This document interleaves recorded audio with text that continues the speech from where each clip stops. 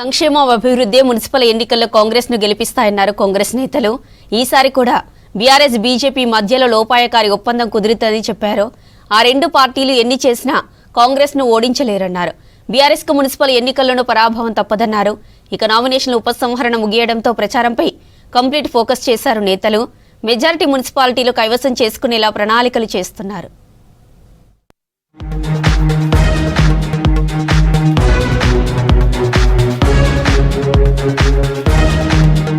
Municipal ఎన్నికల పనిలో లీనమయ్యారు కాంగ్రెస్ నేతలు. అభ్యర్థులకు బీఫామ్లు అందజేశారు డీసీసీ అధ్యక్షులు, ఎమ్మెల్యేలు. బీఫామ్ అందుకున్న అభ్యర్థులంతా వాటిని ఎన్నికల అధికారులకు అందజేశారు. నామినేషన్ల ఉపసంహరణ నేటితో ముగియడంతో ప్రచారంపై ఫోకస్ చేశారు. ఓటర్లను ఆకట్టుకునేలా క్షేత్రస్థాయిలో ప్రచార వ్యూహాలపై కసరత్తు చేస్తున్నారు.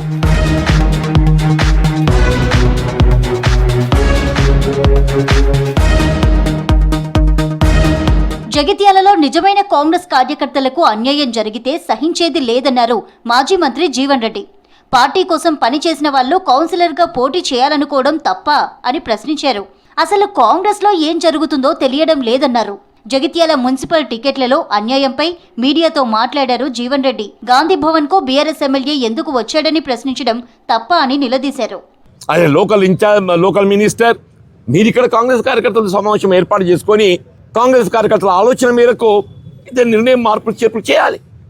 Definitely you have right. అది వదిలేది అవుతుందో బీఆర్ఎస్ ఎమ్మెల్యేని కూర్చుని పెట్టుకొని బీఆర్ఎస్ ఎమ్మెల్యే స్క్రూటినీ చేయించి బీఆర్ఎస్ ఎమ్మెల్యే చేసిన ప్రతిపాదనకు అనుగుణంగా మీరు మున్సిపల్ కౌన్సిల్ అభ్యర్థిత్వాలను నిర్ణయం చేస్తే కాంగ్రెస్ పార్టీ జెండా మోసిన గతి ఏం కావాలనే?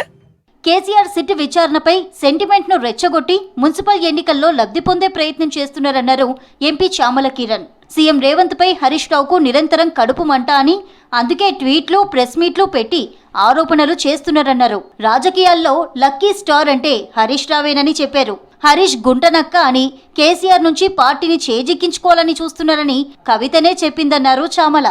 అంటే ఓట్లు వేయించుకోకుండానే మంత్రి పదవి తీసుకున్నటువంటి వ్యక్తి మన రాష్ట్రంలో ఎవరన్నా లక్కీ స్టార్ ఉండంటే అది హరీష్ రావే. మున్సిపల్ ఎన్నికల్లో బీఆర్ఎస్ బీజేపీ లోపాయికారి ఒప్పందం చేసుకున్నాయని ఆరోపించారు కాంగ్రెస్ ఎమ్మెల్యే మేడిపల్లి సత్యం. బీఆర్ఎస్ కు మున్సిపల్ ఎన్నికల్లోనూ పరాభవం తప్పదన్నారు. కరీంనగర్ జిల్లా గుమ్లాపూర్లో సీఎం రేవంత్ పర్యటన ఏర్పాట్లను పరిశీలించారు ఎమ్మెల్యే. జిల్లాలో అన్ని మున్సిపాలిటీలను కాంగ్రెస్ గెలుచుకుంటుందని ధీమా వ్యక్తం చేశారు. కరీంనగర్ కార్పొరేషన్తో పాటు చొప్పదండి మున్సిపాలిటీ, హుజురాబాద్ మున్సిపాలిటీ, జమ్మికుంట మున్సిపాలిటీల్లో చాలా స్పష్టంగా కాంగ్రెస్ పార్టీ జెండా ఎగరవేయబోతున్న ముఖ్యమంత్రి రేవంత్ రెడ్డి గారి నాయకత్వంలో కాంగ్రెస్ ప్రభుత్వ ప్రజా సంక్షేమ అభివృద్ధి కార్యక్రమాలు, ప్రజల అభిమానమే మున్సిపల్లో కాంగ్రెస్ అభ్యర్థులను గెలిపిస్తుందన్నారు బెల్లంపల్లి ఎమ్మెల్యే గడ్డం వినోద్. ప్రజాదరణ ఉన్న నేతలకే పార్టీ టికెట్లు ఇచ్చినట్లు చెప్పారు. బెల్లంపల్లిలో కాంగ్రెస్ కౌన్సిలర్ అభ్యర్థులను ప్రకటించారు వినోద్.